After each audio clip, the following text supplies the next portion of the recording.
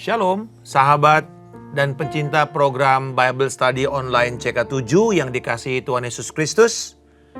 Saya percaya bahwa kita semua masih tetap penuh dengan semangat dan sukacita, bergairah untuk mempelajari firman Tuhan. Karena Alkitab berkata bahwa setiap tulisan yang diinspirasikan, yang diilhamkan oleh Allah melalui Roh Kudusnya itu bermanfaat bagi kita untuk mengajar, menyatakan kesalahan, untuk memperbaiki kelakuan kita dan mendidik orang di dalam kebenaran. Sehingga setiap orang-orang pilihan atau panggilan Allah itu akan diperlengkapi untuk melakukan pekerjaan baik untuk kita melayani dunia. Hari ini kita akan membahas Mazmur 94. Dan saya ingin mengajak kita semua mendeklarasikan iman kita dengan firman, dengan pujian, melalui kata-kata yang ada dalam pujian itu, bahwa hanya Tuhanlah pembela kita. Tuhanlah yang besar, yang mengatasi segala lawan-lawan kita. Kami bersyukur Tuhan bahwa Engkau memakai kami Tuhan. Dan kami percaya bahwa keadaan apapun yang terjadi, Tuhan membela kami. Tuhan mengetahui keadaan kami. Dan Tuhan akan memberi jalan keluar kepada kami. Di dalam nama Tuhan Yesus Kristus. Haleluya. Terpujilah Engkau Tuhan pembela kami. Oh haleluya.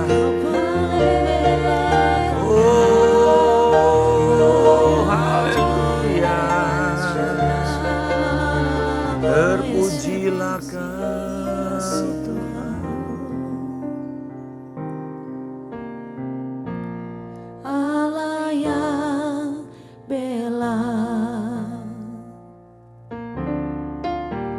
siapa lawan Dia?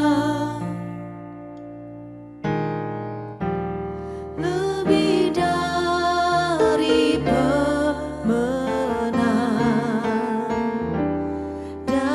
segala hal,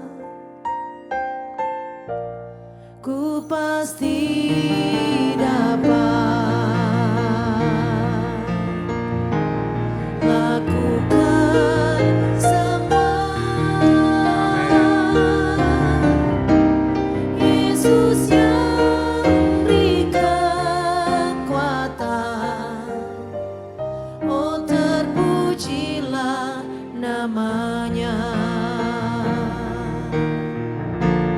Allah yang bela,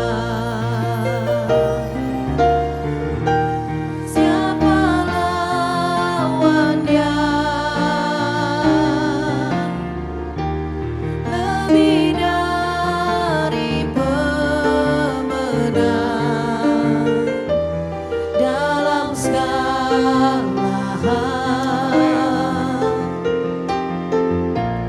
ku pasti dapat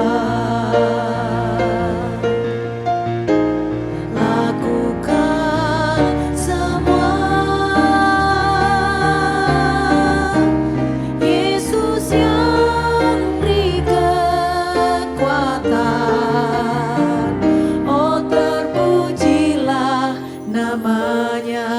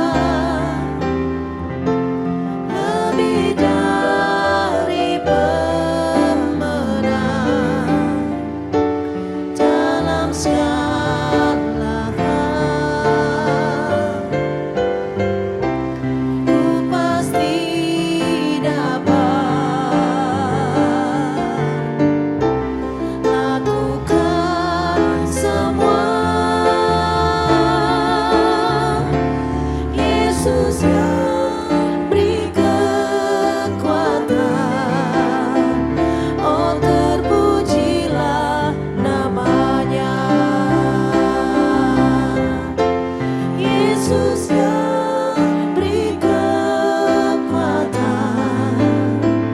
oh terpujilah namanya.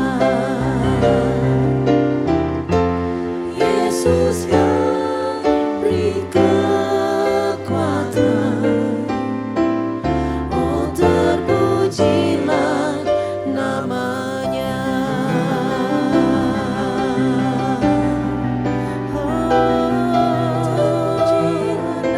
Terpujilah nama Tuhan.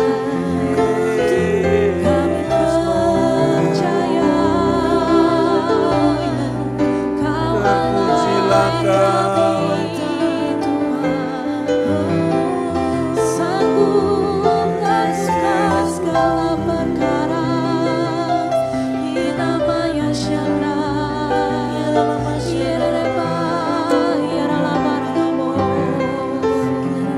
Yaralama, Yashana, Kinama, Yasi, oh Yaralama, Yaralaba, Kinama, Yashana, Yaralaba, oh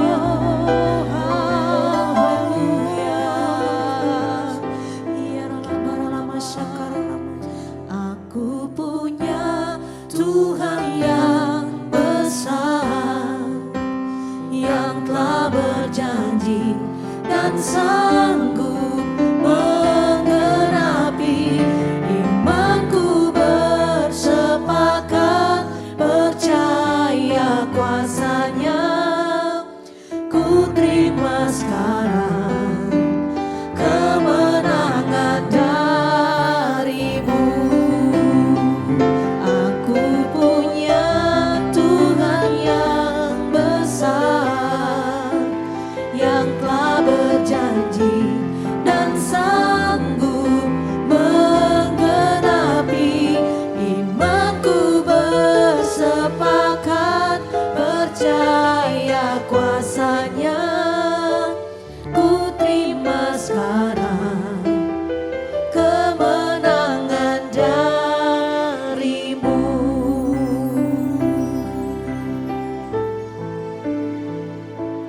Ku hidup karena percaya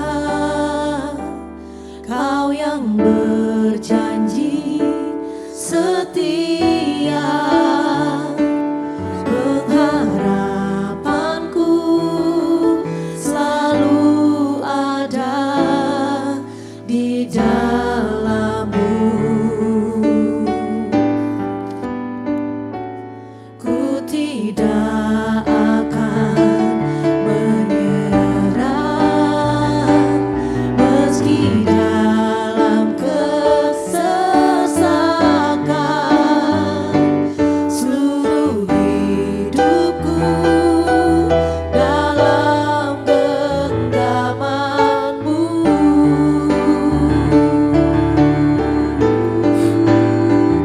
Aku punya Tuhan yang besar, yang telah berjanji dan sanggup menggenapi. Imanku bersepakat percaya kuasanya. Ku terima sekarang kemenangan darimu. Aku punya Tuhan yang besar, yang telah berjanji dan sanggup menggenapi. Imanku bersepakat percaya kuasanya. Ku terima sekarang kemenangan darimu.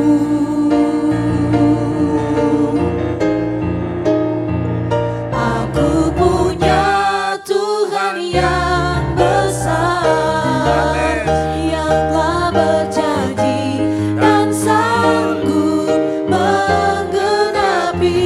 Imanku bersepakat percaya kuasa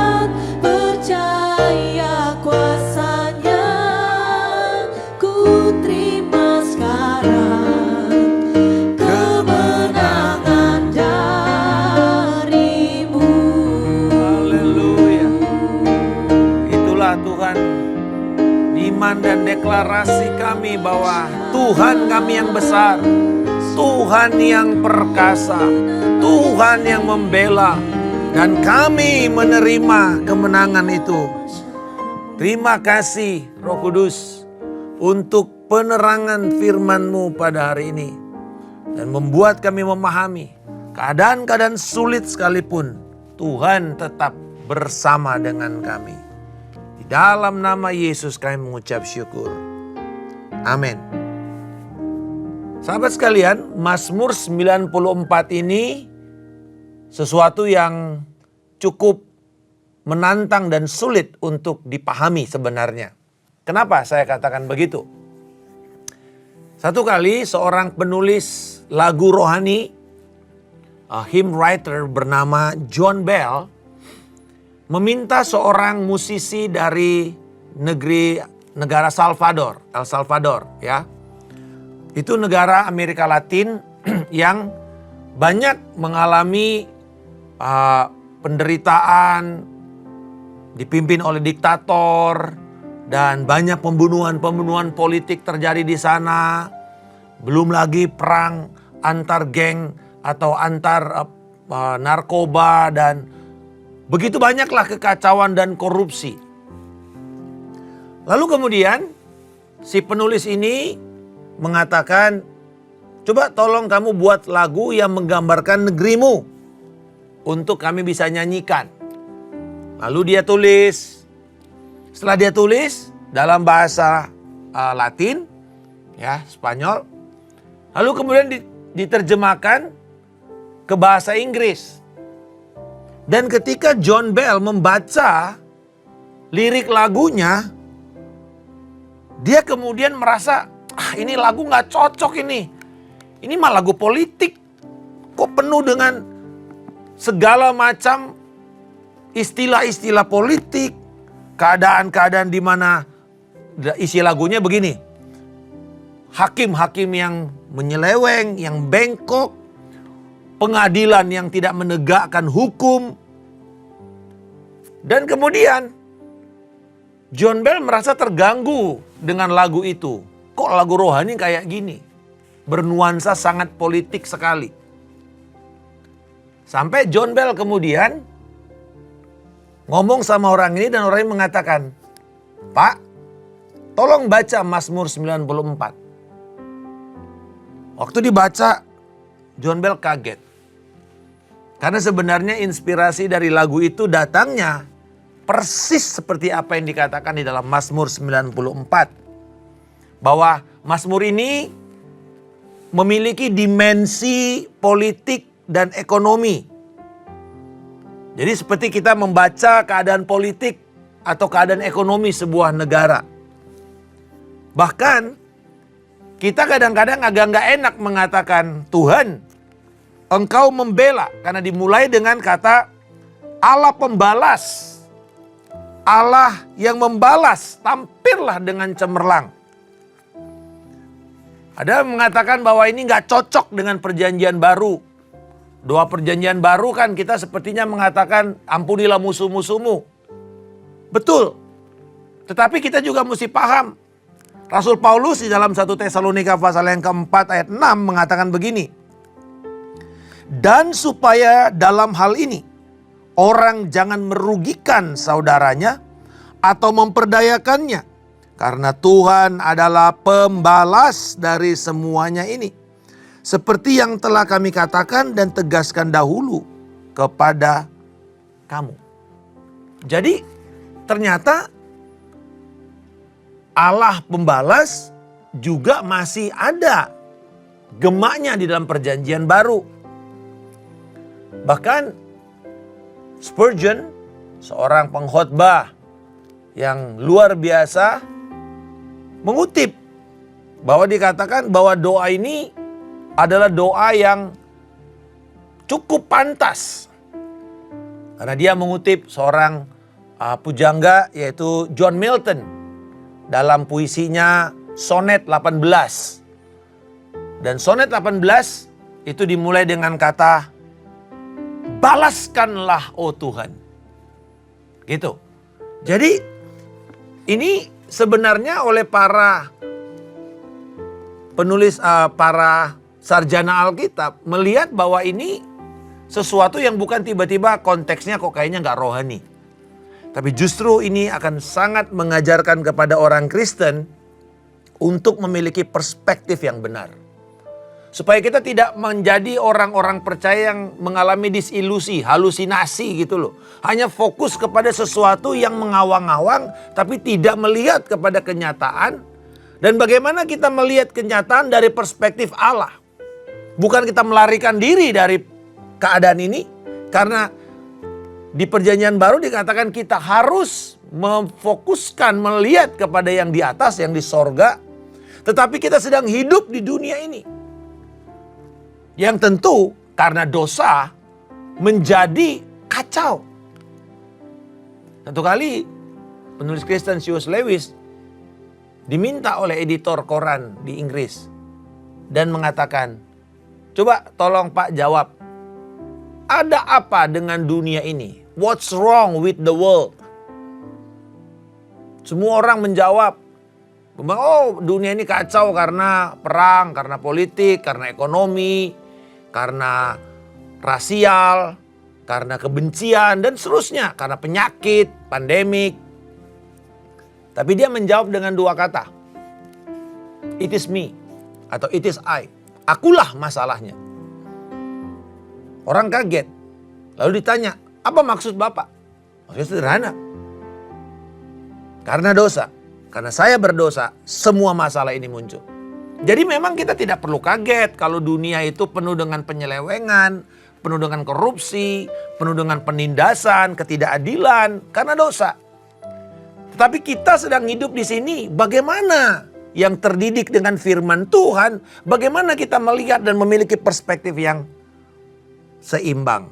Nah, mari kita melihat firman Tuhan. Jadi dimulai dengan mengatakan, Tuhan balaskanlah. Jadi sebenarnya kategori mazmur ini adalah mazmur liturgi. Jadi ini mazmur doa bersama yang dinaikkan secara berjemaat. Dan ini mazmur yang diwakili oleh satu orang tetapi kemudian diikuti oleh jemaah. Dan ini adalah mazmur yang mencerminkan antara janji dan penggenapan janji Tuhan. Jadi kan ini ada dua kutub ya, ada dua posisi. Satu, janji itu diberikan. Lalu janji itu digenapi. Tetapi pergumulan kita kan justru di tengah-tengahnya. Waktu kita menerima janji mah seneng. Wah haleluya, janji Tuhan baik, puji Tuhan. Dan kita semua ingin penggenapan janji itu. Lalu kita bisa bersaksi, kita memuji Tuhan bahwa Allah itu setia. Pertanyaannya adalah di sini. Di tengah-tengahnya itu. Apakah kita akan bertahan? Atau kita kandas iman kita? Akan kita tetap setia? Atau kita menjadi pahit dan meninggalkan Tuhan? Di sini persoalannya. Nah, Mazmur 94 ini memberikan kepada kita perspektif ketika kita ada di tengah-tengah ini. Antara janji dan penggenapannya. Bagaimana? Mazmur ini mengajarkan umat Tuhan yang sedang berada di tengah-tengah atau tidak jauh dari kondisi bahaya. Mazmur ini dimulai dengan sebuah permohonan agar Tuhan datang membela. Belalah umatmu, belalah kami Tuhan. Dan Tuhan, kau lihat bagaimana bangsa-bangsa ini mencemooh. Dari ayat 1 sampai 7 dikatakan bahwa orang-orang ini melakukan yang kurang ajar, kata-katanya kurang ajar, melakukan kejahatan, menyombongkan diri. Bahkan umat Tuhan diremukkan, ditindas. Wah, kurang apa saudara penderitaan orang percaya di sini? Janda-janda dan pendatang mereka sembelih. Kita tahu kebencian-kebencian terhadap orang-orang percaya membuat ya pada perang saudara kita alami di Ambon, kita alami di Poso. Orang disembelih seperti menyembelih binatang. Rumah dibakar, satu keluarga dibunuh. Dikatakan anak-anak yatim, bahkan mereka bunuh. Dan mereka berkata, Tuhan tidak melihatnya.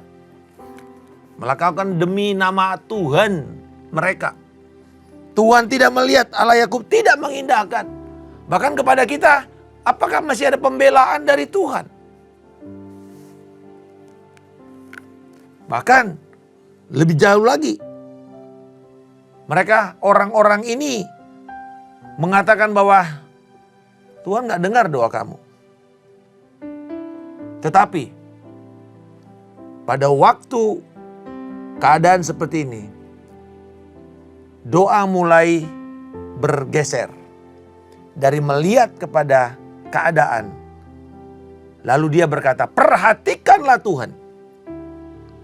Pasanglah telingamu. Bukankah engkau yang telah mendidik bangsa-bangsa? Bagaimana mungkin engkau tidak akan menghukum mereka? Bukankah engkau Tuhan yang mengajarkan pengetahuan kepada manusia? Bukankah engkau Tuhan yang mengetahui rancangan-rancangan manusia? Dan semua rancangan mereka itu sia-sia. Saudara-saudara, di Perang Dunia Kedua, atas kebencian Hitler terhadap bangsa Yahudi, begitu banyak eksperimen-eksperimen yang dibuat untuk menghancurkan bangsa-bangsa. Kita tahu bahwa ini perang yang bahkan membuat korban 75 juta dari seluruh negara-negara yang konflik. Begitu hebatnya manusia itu dihancurkan. Mereka punya ide bagaimana menghancurkan dunia ini. Tetapi Alkitab jelas di sini mengatakan semua usaha mereka itu sia-sia. Dan sejarah memperlihatkan akan kesia-siaan usaha manusia itu.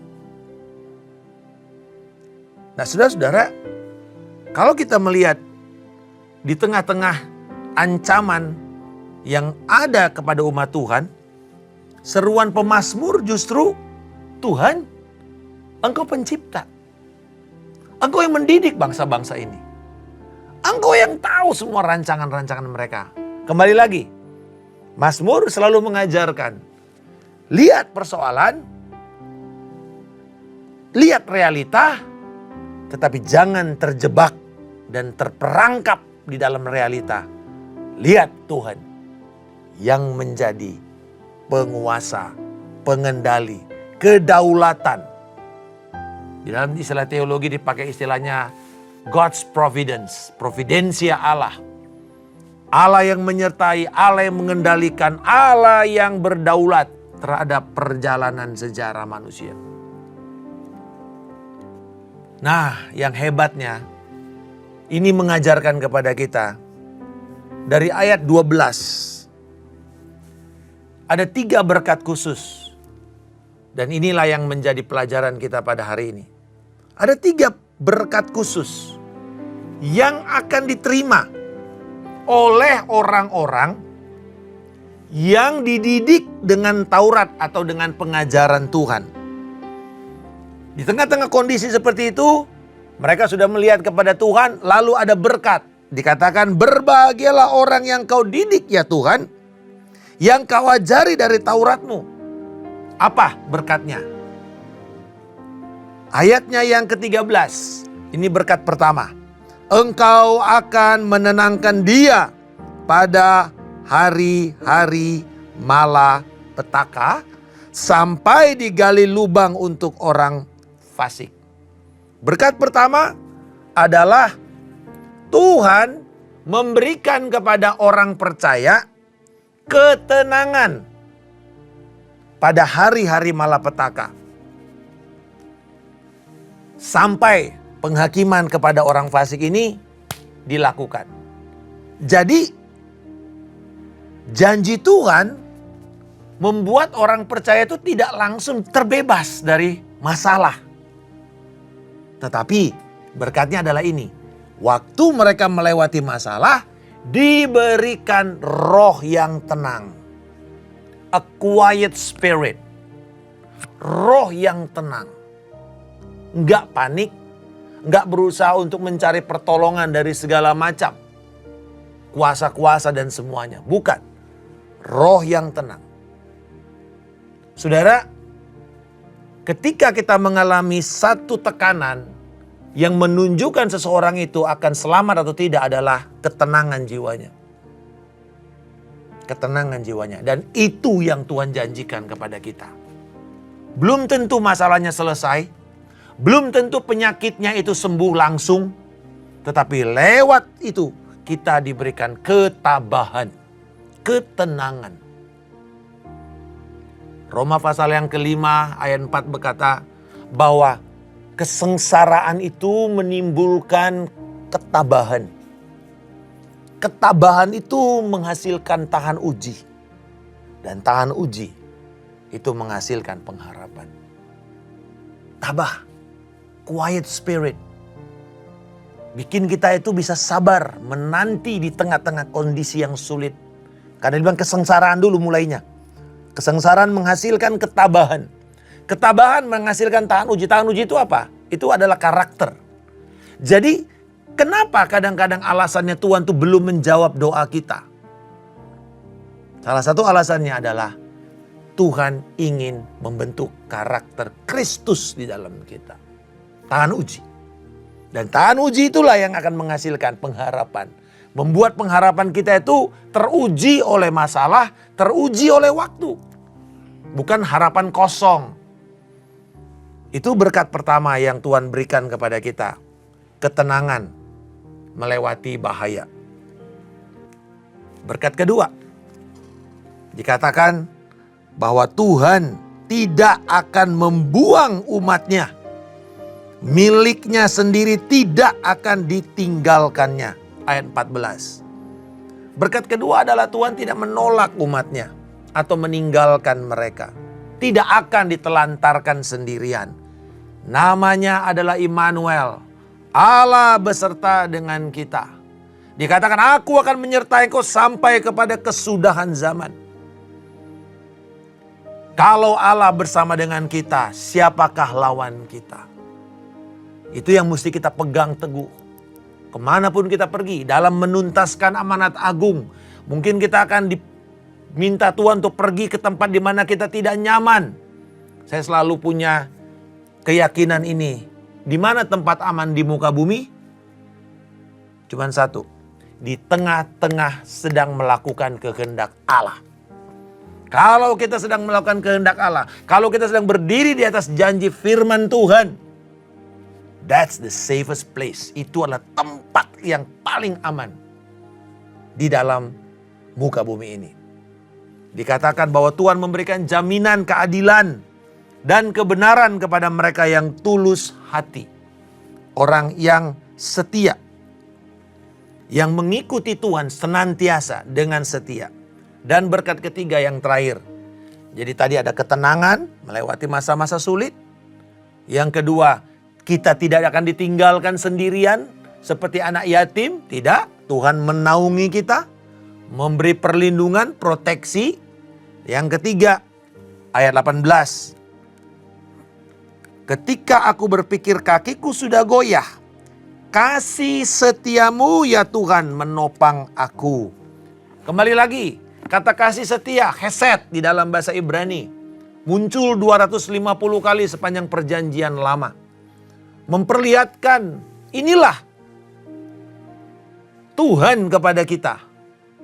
Kalaupun kita sedang mengalami kondisi di mana ketika kita berpikir kaki kita sedang goyah. Ketika kita berpikir tidak ada lagi pertahanan dan pembelaan kita. Ketika kita sudah hampir tergelincir dan jatuh. Tetapi dikatakan kasih setia Tuhan yang menopang kita. Ini yang membuat kita tidak bisa berbangga diri. Tidak bisa menyombongkan ketika kita nanti keluar dan mengalami kemenangan. Tidak. Kenapa? Karena ketika kita mengalami masa sulit, kasih setia Tuhan yang menopang kita. Inilah yang namanya Injil itu. Apa yang Tuhan telah kerjakan kepada kita. Segala inisiatifnya bermula dari Allah. Dan karena Allah yang bekerja, maka ketika kita menang, maka Allah juga yang harus mendapat kemuliaan. Itu sebabnya Daud mengatakan dalam Mazmur 40, setelah Tuhan menyelamatkan dia dari lubang kebinasaan, Tuhan memberikan dia lagu baru. Dan lagu baru ini dikatakan supaya orang-orang percaya dan takut kepada Allah. Ada sebuah ungkapan yang terus mengiang di dalam pikiran saya berdasarkan Mazmur tadi itu. God will turn your awful mess into a glorious message. Allah akan mengubah kekacauan hidupmu menjadi sebuah berita yang berkemuliaan. From mess to message. Kalau dalam bahasa Inggris, kata ini setengah, ini belum selesai. Kekacauan kita belum selesai. Masih ada sisanya, akan menjadi message. Sebagai contoh lagu hidup ini adalah kesempatan. Itu kan sebuah kisah yang cukup tragis. Tetapi lagu itu menjadi sebuah message. Dinyanyikan oleh orang yang percaya Tuhan Yesus atau tidak. Lagu itu sepertinya menjadi sebuah lagu anthem kepada banyak orang. Sepertinya kalau kita mengingat tentang kebermaknaan hidup ini, arti hidup ini, lagu itu pasti langsung menjadi satu referensi. Hidup ini adalah kesempatan.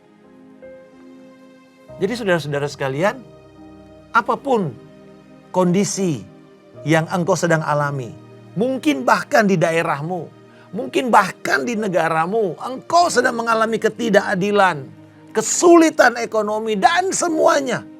Bahkan mungkin secara politis. Ingat, Tuhan membela kita. Tuhan akan memberikan kepada kita, kepada orang-orang yang terdidik dengan firman Tuhan. Itu sebabnya kita perlu belajar firman. Kita perlu terdidik dengan Torah. Torah itu artinya pengajaran. Kita perlu terdidik dengan pengajaran firman. Yang akan memberikan kepada kita tindakan dan mengkoreksi cara berpikir kita. Mendidik kita dalam kebenaran. Supaya olehnya kita diperlengkapi untuk melayani dunia ini.